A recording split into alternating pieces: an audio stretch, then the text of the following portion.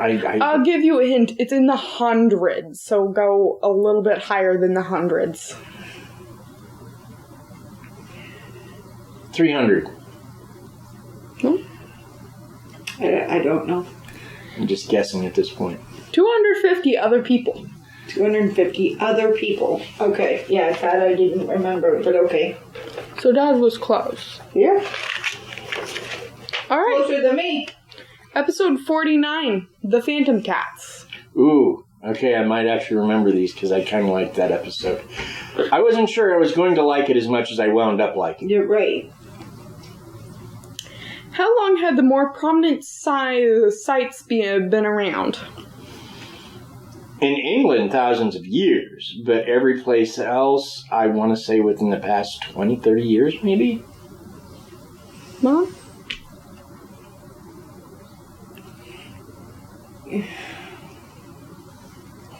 It wasn't from like the 1960s or something.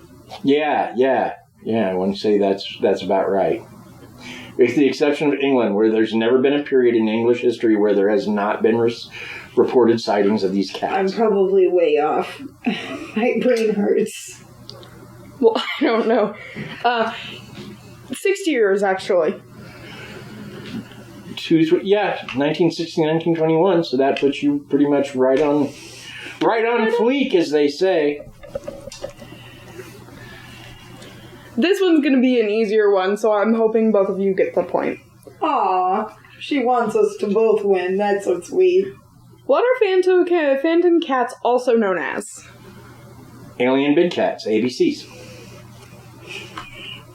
He's right. Yeah, yes. Just making sure you do that too, though. Okay, this one should be fairly easy. Episode 48, Fort Osage. God, I hope I remember these. This was my idea. Okay. Question: When was Fort Osage established?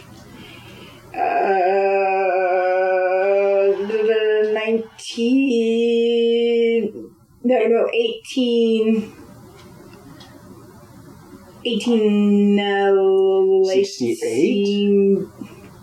No, because it was the War of 1812? 1813.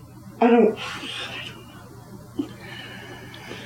I'm confusing myself. I'm confusing myself too, because I know they were camped across the river when Clark, I want to say, said that would make a great site, and then for some reason Lewis wound up leading the troops to found it. Yeah, but you're right. It was because it was shut down for the War of 1812. 1809. 1809. Okay. I Close enough. I'll give you that one. 1808. I was close. I didn't look. I was fiddling over here, but I didn't look anything up. That was just my final guess. Sorry, these are a little difficult. I figured that out. I was like, oh God, I hope they can do this. No, you know what? You do this, though, all the time. She's like, it should be really easy. And we're like, well, it should be really easy for me. I don't really think about how other people do it until the episode starts. Well, and I'm like, darn it. And here's the thing. Our podcast is one where I become a temporary expert on a new subject every week. Right. So that temporary lasts about a week till the next week, and then I become a temporary expert on a new thing. All right, second question for Fort Osage. This is almost over. Has it been that long? I don't know. Question: When was Fort Osage founded? But isn't that the same? Nope. No. Founded again. Oh, right. Good. 1815.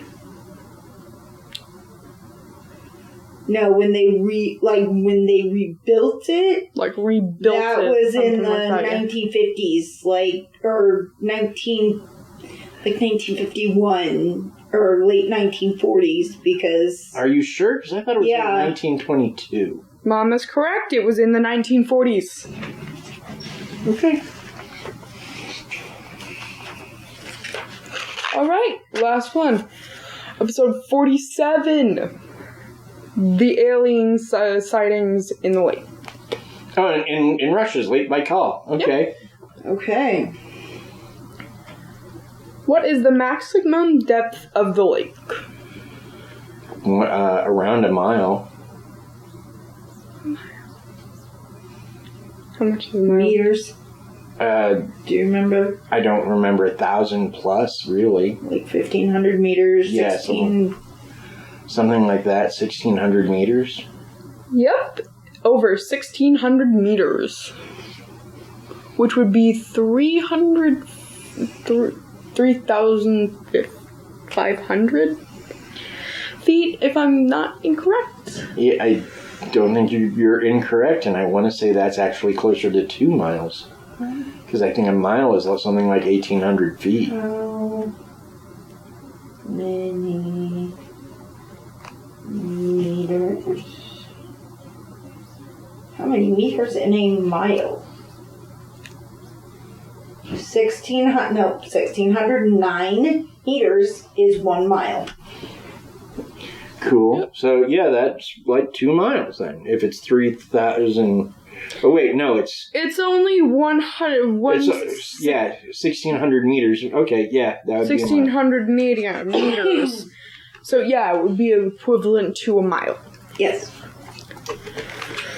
Question! This will be a true or false. Keep that in mind. Okay. There is only one era. What? There's only one era. Is this a true or false? False. False? Correct. It is false. There were multiple eras during this time. Yes. A little confused, but at least we got it right. I think we were pretty spot on there, sir. Well matched and such. Yep. Okay. I didn't count up points. I had no need for that. I want to say we're fairly close. Yep. Again, I had no need for that. There was no one winning. I think Laura won, but you know what? Even if you did, I still love you. I love you too. Even if you're mean to me. I'm sorry you think I'm mean to you. And don't want to hear my stories. I did one. I introduced your story. How did I not hear your story? He introduced my story because I made him feel guilty. Oh my goodness! I did not come to the podcast to hear negativity! I'm sorry. We'll be positivity going forward. So, are we ready to talk about some urban legends? Of course. Well, yeah, absolutely. You did all the research. Let's go. Okay. We're going to start with The Killer in the Backseat. One of my favorites. Because it's one of the scary ones, and I like the scary urban legends. I like them a lot. The Urban Legends movie series was good for me because it combined a horror movie and urban legends, and what could be better than that? Oh, and it also had Robert Englund, because I like Robert Englund. Yeah, Robert Englund is good. So, here we go. The Killer in the Backseat. Now, I got a lot of variations of this story, so I will just tell the different variations. First one, a friend stopped at a pay-at-the-pump gas station to get gas. Once she filled her gas tank, and after paying at the pump and starting to leave, the voice of the attendant came over the speaker. He told her that something happened with her card, and she needed to come inside to pay. The lady was confused because the transaction showed complete and approved. She relayed that to the attendant and was getting ready to leave, but he said once again, "Come in and pay or there's going to be trouble." She proceeded to go inside and started arguing with the attendant about his threat. He told her to calm down and listen carefully. He said that while she was pumping gas, a guy slipped into the back seat of her car on the other side, and the attendant had already called the police. She became frightened and looked out in time to see her car door open and the guy slip out. The report is that a new gang initiation thing is to bring back a woman and or her car. One way they're doing this is crawling under cars while they're pumping gas or at grocery stores in the night team. The other way is to slip into unattended cars and kidnapping women. Please pass this on to other women, young and old alike. Be extra careful going to and from your car at night. If at all possible, don't go alone. This is real. followed by 3 exclamation points, which I think may be the sign of a lie. If you've got 3 exclamation points, that's one too many. Anyway, so, and usually they're followed by, like, always some sort of advice, always lock your car door, or check underneath your car, and, you know, guys, make sure you pass this along to the women in your life. Now, here's version 2. This one is given to a specific name, which is a good idea, because one way you can spot an urban legend, 9 out of 10 times a name isn't mentioned. There's no name. It'll be 2 guys. It'll be, oh, my sister, or oh, my sister's friend. Never a name. It was a dark and foggy night. Denise was having trouble staying awake, and the road was slick. Her anxiety level was not helped by the fact that she was running low on gas and didn't know where the next town was.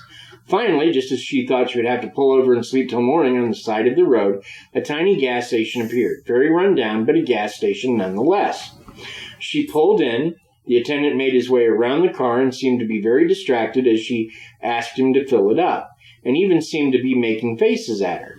He finally agreed to get the gas, but then asked her to pop the hood of the car because it smelled like trouble.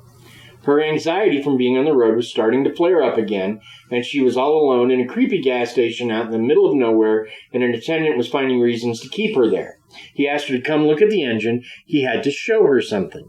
Not knowing what else to do, almost as if in a daze, she did as he asked, all the while wondering why she didn't scream.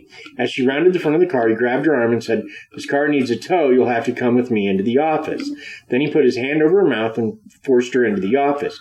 She began to bite his hand once they were inside, and he let her go and said, "I'm sorry, but there's a man crouched down in the back seat of your car, and I didn't want him to know that I'd seen it."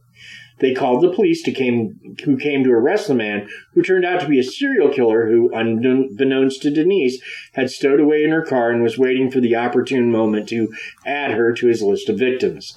Denise and the gas attendant now own the station, and their 3 kids help them with the chores. Isn't that sweet? That's interesting. Now, there's other versions. In some version, it's a guy behind her that sees the killer, and he keeps flashing his lights at her because every time the killer is getting up and starting to raise his axe, he'd flash the lights, and the killer would duck back down in case she sees him. And so she finally pulls over, just freaking out, and the guy's like, "Lady, there's a guy trying to kill you in your back seat." Dun, dun, dun. And, you know, it's... So there's various versions. Some, like the beginning, the first one, include the bit about guys hiding under the car, because there's a separate urban legend about crooks that hide under the car, and supposedly as you come to your car from, you know, the store or the gas station or whatever, they reach out and they slice your ankles and they take your wallet and any stuff you have and your car. What kind of ankle demon? You're just mad because you're short. Well, here's the thing. They're urban legends, and there's no truth to any of these. None.